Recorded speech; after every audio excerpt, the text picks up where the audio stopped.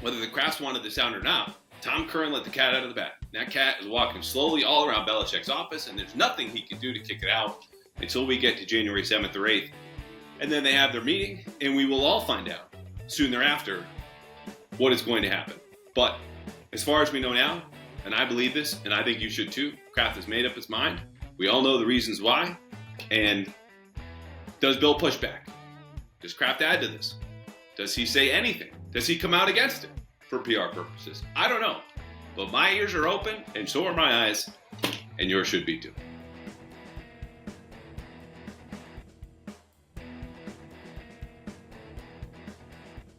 All right, so just when you think you're settled in for a nice regular Tuesday night, some office reruns, wife's making some muffins, you're thinking, when am I going to record that next episode of the Pats Interference Podcast brought to you by FanDuel, the exclusive wagering partner of the CLNS Media Network?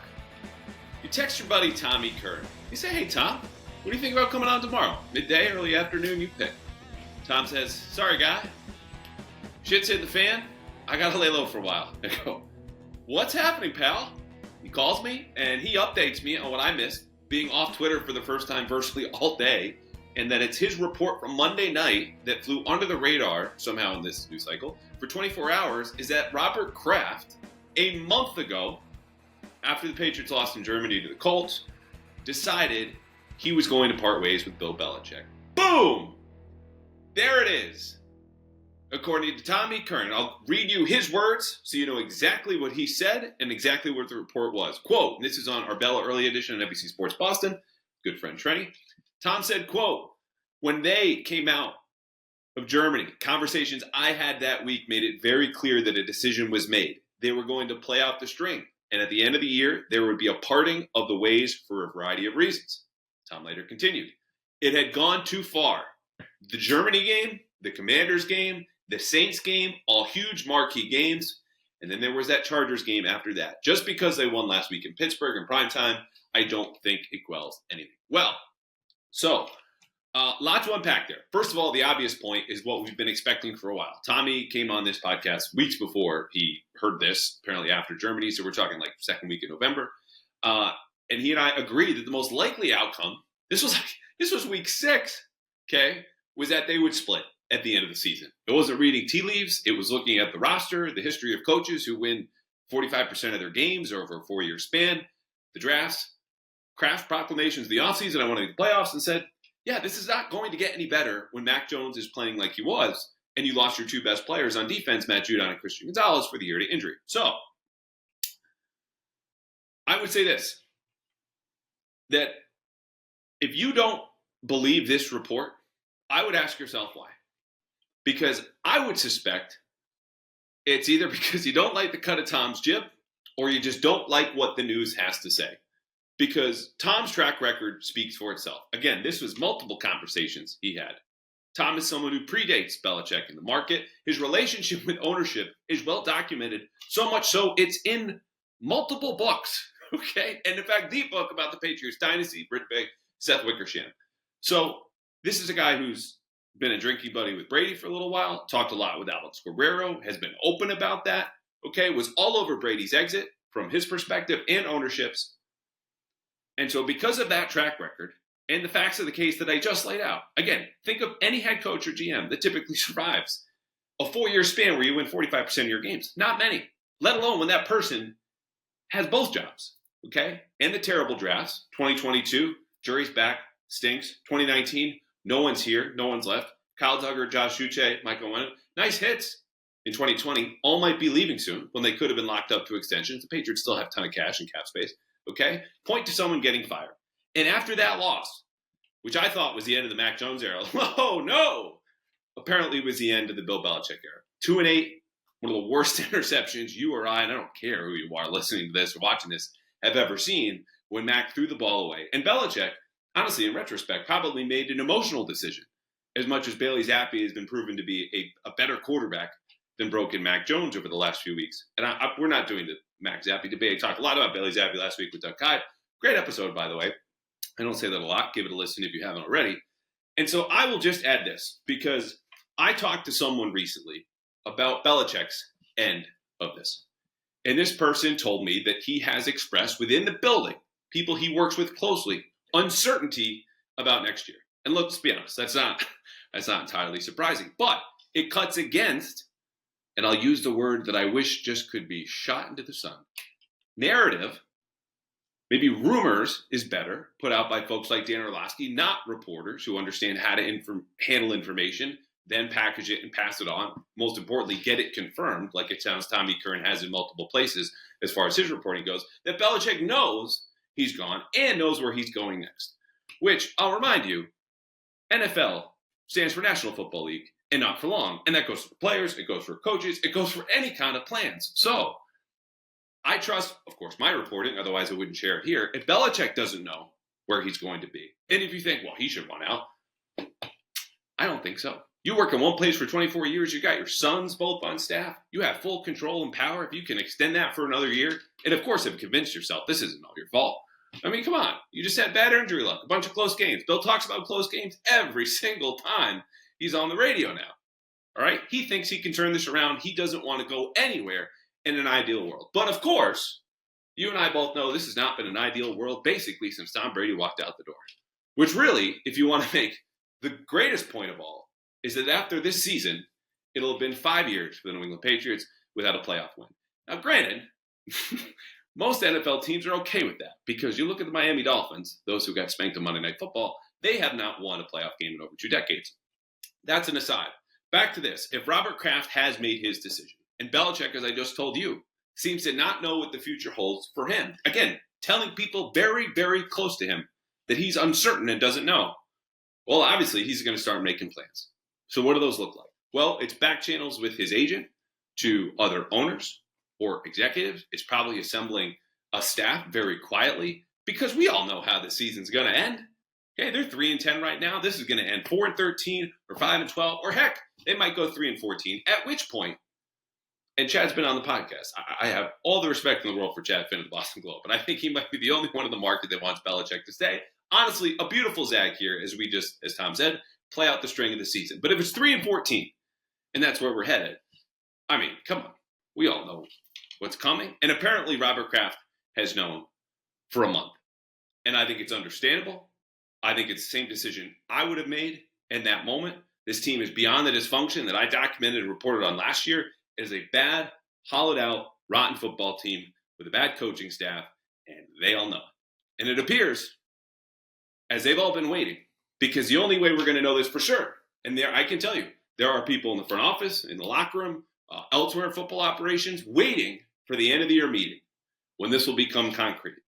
And concrete, not necessarily in a way that Kraft will sit down and just fire him. No. They might have to negotiate a trade. And let's not forget, I just mentioned Belichick as an agent. Most coaches do. When they renegotiated last offseason, I would not be surprised, this is purely speculation, if Belichick has some sort of clause. It might be a no-trade clause. It might be control over his destination, if I am going to be traded kind of clause, which is to say, of course, the Krafts would rather deal an asset than just cut it loose for nothing. And then if Belichick wants to get in the way, he could. So we will either know whether this is a clean split via trade, clean split via firing, which, hey, maybe the Krafts are intent on just washing their hands and moving forward, or it gets messy, okay? So what happens up until that meeting is kind of the good stuff here, right? I mean, like, I'm excited to watch Patrick Mahomes and Travis Kelce and maybe Taylor Swift come in on Sunday. And we've got 4 more games of football. And I tell you all the time, savor the football while we have it, okay? But this behind closed doors messaging is going to be really interesting because we've already broken down some of the, Belichick signed this lucrative multi-year contract from the NFL Network and said, that's probably not accurate. All the reporting since then, it's not. What do we know now? Belichick is in basically a contract here because no coach in the NFL plays out as a lame duck. That's basically what he is now. And so what will he do, if anything, to steer this messaging back around? Because right now, Kraft is in the driver's seat of this whole PR campaign. And maybe Bill doesn't care. He is famous for not caring. There is football coach in his Wikipedia, GM of the Patriots, which somehow comes up faster when you Google him, and then person who does not give a flying F. That's Bill Belichick in 3 titles. But I would argue he probably does. And how that comes out and how that manifests is a real question mark to me. But it sure as hell is really intriguing because right now, I'm sure he does not love the questions that will come flying as we record here Tuesday, and I draw my pen. A Wednesday morning in his press conference, or Friday, and then Monday again on the radio, and then Wednesday after that, and the Friday after that. We go on and on and on. Because right now, whether the Krafts wanted this out or not, Tom Curran let the cat out of the bag. And that cat is walking slowly all around Belichick's office, and there's nothing he can do to kick it out until we get to January 7th or 8th. And then they have their meeting, and we will all find out soon thereafter what is going to happen. But as far as we know now, and I believe this, and I think you should too, Kraft has made up his mind. We all know the reasons why. And does Bill push back? Does Kraft add to this? Does he say anything? Does he come out against it for PR purposes? I don't know. But my ears are open, and so are my eyes, and yours should be too. Okay, so we've all seen the Patriots struggle to score this season. That has been no secret. But I have something new for you. And that is the fact that you at home, or walking the dog, or at the gym, or grocery shopping, you yourself can score this season with FanDuel, America's #1 sportsbook. Because right now, new customers get $150 in bonus bets. That's $150 in bonus bets with any winning $5 moneyline bet. Again, $150 if you pick a team and that team wins. And if you've been thinking about joining FanDuel, you've heard me talk about them a lot.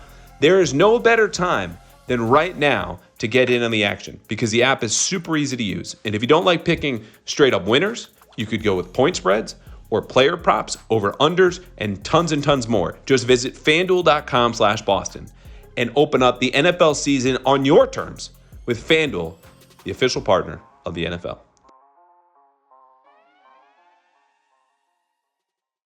Okay, we're going to talk a little Malik Cunningham, not much more, because he's not on the team anymore. Patriots lost him to the Ravens, who signed him from the Patriots practice squad.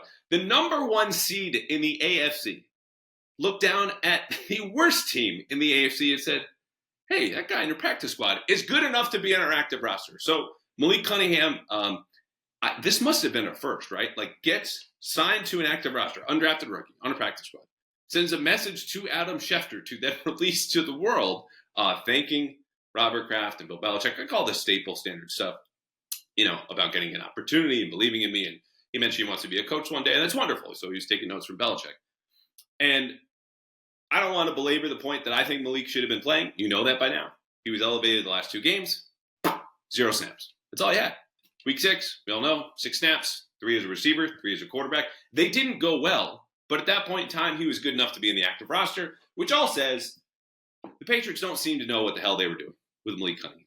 And frankly, should have pivoted to playing him at quarterback as soon as they sensed, not waited for Mac Jones to be benched in Dallas, but the moment they had an inkling, this might be going south, and there is no way to put this in reverse. Because obviously that's what it is. I mean, they have the worst healthy quarterbacks room in the league, and they didn't. They split Malik Cunningham's time. They wasted his time. And just like they wasted the early part of Mac Jones' career the last couple of years with the lack of support for him, and Bailey Zappi, they've done it now with Malik Cunningham. But at least Malik Cunningham, as Schefter also put in the tweet from the Patriots to the playoffs, will get to play or at least hang around in mid-January, which should be some very exciting football and a great reunion for him with Lamar Jackson, teammates in college for just 1 year, and obviously Malik. If you want to do the cheap, obvious comparison is like your store brand knockoff Lamar. And that's that. So good for Malik. The Patriots now have 3 open spots on the practice squad. And the Ravens, thanks to one of those former practice squad players, have another quarterback on their active roster. Okay. I think I had more on that. Oh, no. The last part about Malik, probably the most interesting part about Malik, had nothing to do with him. It had to do with Instagram. Because Patriots players on their off day came out in full force to say goodbye. And we wish you well. And good for you. Because as you've heard me say in this podcast and elsewhere, Malik Cunningham had the support of the locker room in a way that Mac Jones has not, frankly, for probably close to 2 months. They believe in him. They see how smart he is. They wanted to see him play. And congrats, they will. It'll just be for the Baltimore Ravens. But the one quote that had to catch your attention, and I tweeted this out, was from Trent Brown, who said, quote, "Go flourish where your talent is respected."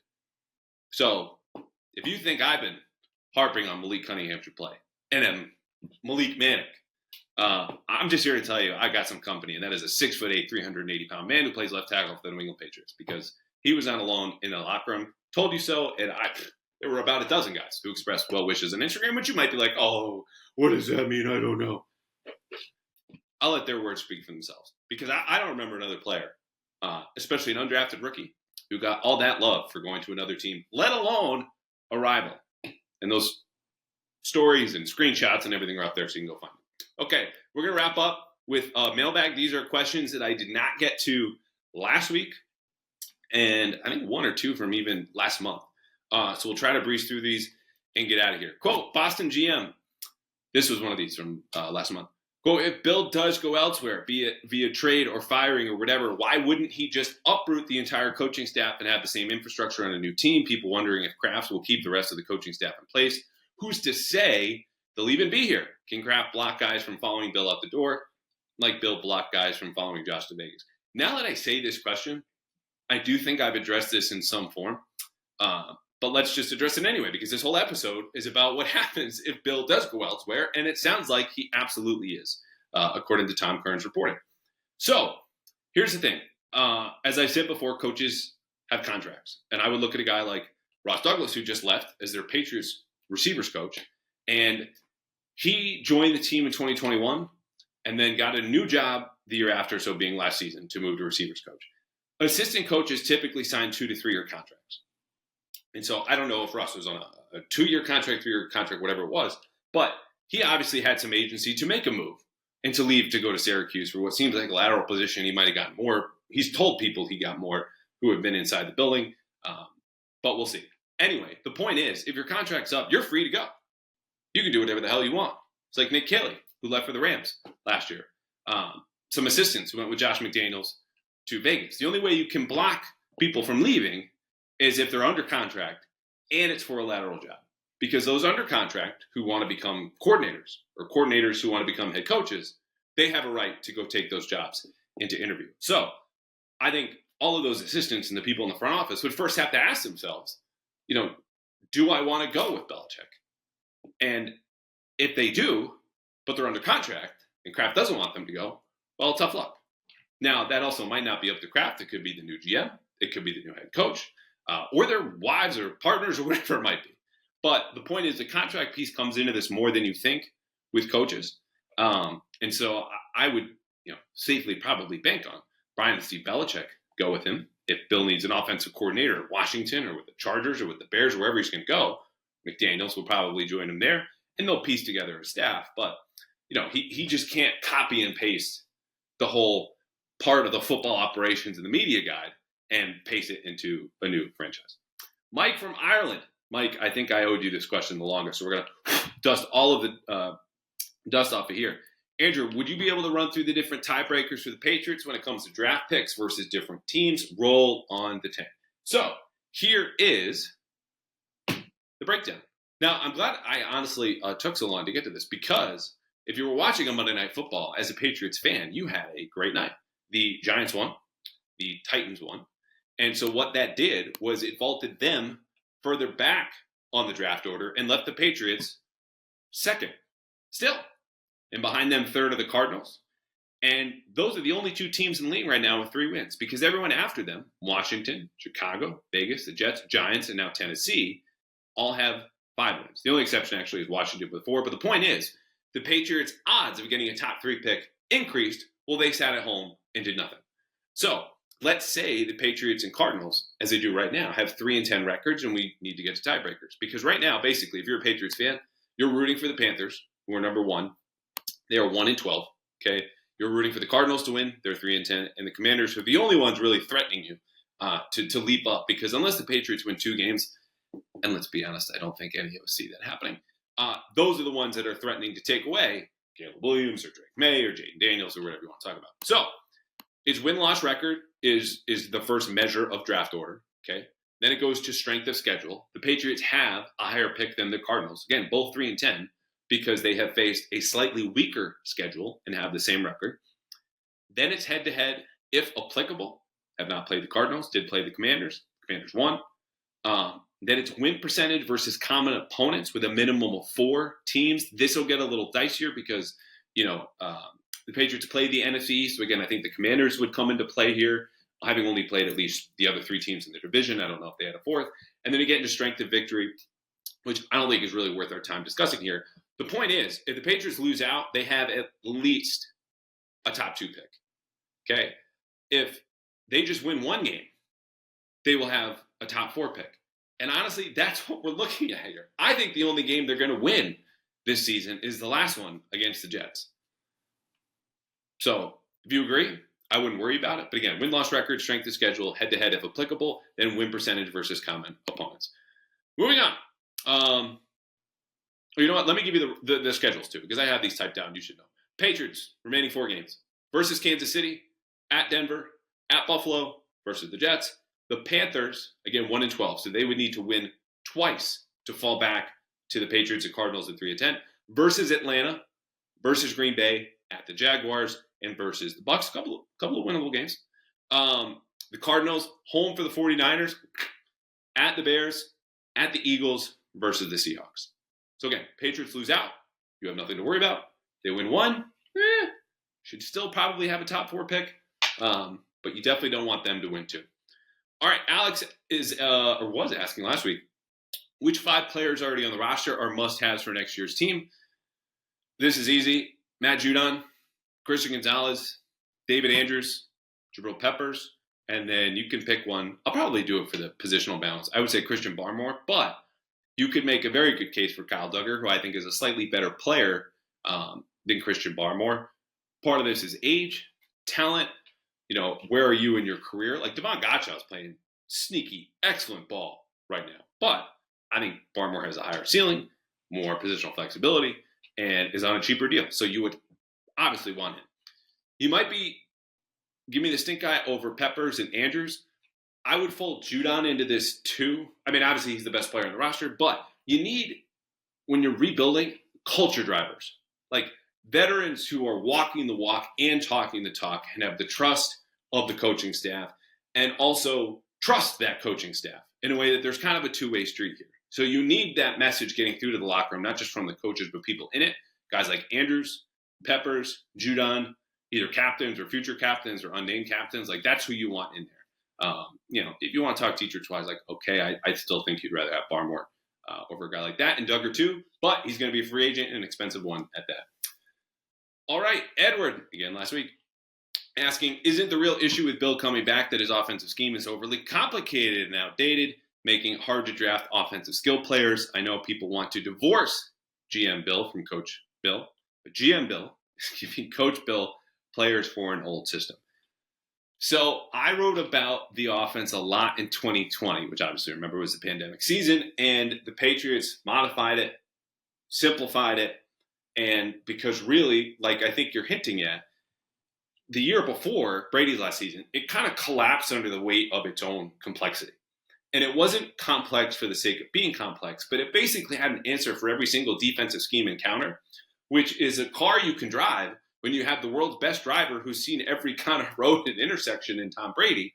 But when you need to put someone else in the driver's seat, might get a little overwhelmed and not be able to direct traffic for other people, which kind of screwed up my analogy, but you get the point.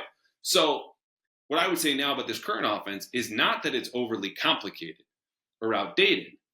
I would say, first of all, the receivers stink, and we've covered this. But the schemes they've been running, frankly, for the last 4 to 6 weeks have been all day one install concepts, like very basic things. They're just not good at it. And you can run simple offense and succeed. I mean, the Colts with Peyton Manning in the 2000s, like that was one of the smaller playbooks in the league, going back and talking to people and reading about those times and watching it as I did every single Sunday. So you either need the talent to execute a simple offense where, hey, we know it's one of a few things that are coming, but you're going to beat us anyway. Or you build it out and build it out and build it out as Josh McDaniels did. And then you have those answers and someone who can get to them. But the Patriots, as we all know, didn't have great talent in 2019. And no matter the amount of scheme that you had could offset that or help it or cover up for it. So again, the offense has changed a lot from Brady's last year, the Cam Newton year, to Mac Jones and a rookie quarterback. And then, last season with Matt Patricia, when they're trying to do this hybrid store brand Ram stuff, to now Bill O'Brien incorporating some Alabama concepts. But like the foundation, the base is actually not all that complicated. Sometimes players struggle with transition, like a Tyquan Thornton or Bailey Zappi. But the days where this system was outdated, I mean, Right. Honestly, most NFL teams run the same stuff. It's just how do you get to it? And then who are the Jimmies and Joes bringing to life those X's and O's? And again, some coaches are more creative. They'll develop new concepts or tempo or motion, whatever it might be. But, the sport as we know it is 60, 70 years old. Okay, so there's not a ton of innovation aside from like that small burst or cheat motion, whatever you want to call what Mike McDaniel's doing. And it's since been copycatted all over the league. So it's once upon a time, yes, the system was too complex, but that's not the issue now. It's that the roster talent is no good. So even when you're running simple stuff and they don't get it, you're really SOL. Gary, we're going to end with you. A lot of scenarios, more Bill. What are the chances this happens on a scale of 1 to 10? Option number 1, Bill and Kraft cannot agree on needed changes to keep him here. Option number 2, Kraft holds out for a first-round pick. No one bites. You know what? Oh, this is all one. This is all option 1. Again, what are the chances this happens? Bill and Kraft do not agree on needed changes. Then Kraft holds out for a first-round pick and nobody bites. Kraft refuses to let Bill out of his contract. Belichick says, screw it, and resigns. Bill takes the job at Navy. Okay, that was a wild ride where I couldn't read the question, then stumbled through the question, and we ended up with Bill coaching the team that brought more joy to his face as we saw at College Game Day. I don't want to talk about McAfee. On Saturday, than we have seen in, I think, years. So I'm going to put this at a 0.1. Mostly because Bill has never coached college football. As people, when I covered college football, told me 80% of that job is recruiting 16 to 18-year-olds and getting to come them, honestly, not even that, 15 to 17-year-olds and persuading them to come into your program. And even if you've got the backing of the military and Bill's at home and like that sell job is very different than like come to Mississippi State because we're a family and like here's $500, $500,000. It used to be in a suitcase, now it's just handed to you. Like he's not going on the road making those calls, shaking those hands, kissing those babies. So I love the question in a way because it brings us full circle. But the first part was more interesting. If we knocked off the last two and just stuck with Bill and Kraft can't agree on changes, Kraft holds out for a first-round pick and refuses to let Bill out of his contract while he's not getting what he wants. Well, folks, I just said what's coming is the good stuff. That is the tasty, great Michelin star, delicious kind of content that we love. But we're going to need to wait at least 5 to 6 more weeks for that. Meanwhile, as we know, Tommy Kern reporting that Robert Kraft has not waited at all. He has made up his mind. Bill Belichick is going to part ways with the organization. How messy or clean that is, we don't know. Until then, keep all your eyes and ears on One Patriot Place, as I will be, and anything more that I hear. Aside from, again, Bill expressing his uncertainty about what will come next year, meaning he does not have a plan set out just yet, because he might want to play the media game. What does he have to lose now? He's a dead man walking, and the rest of the football watching world knows it. All right, we will catch you next later this week. I think it'll be Friday with our episode. Last week, I teased having a couple guests on with stories from the sideline, stuff you have never heard before. That is being pushed a week. So we will have a guest to preview the Chiefs game, update you on any kind of more storylines and stuff, some Palace intrigue to come out of Foxboro on Friday, recap of the Chiefs game early next week with my film notes, and then as promised, that episode, which is going to be a ton of fun. And I'm still not going to reveal these guests. Doug couldn't guess it if you watched or hung out with us last time. So until then, be well.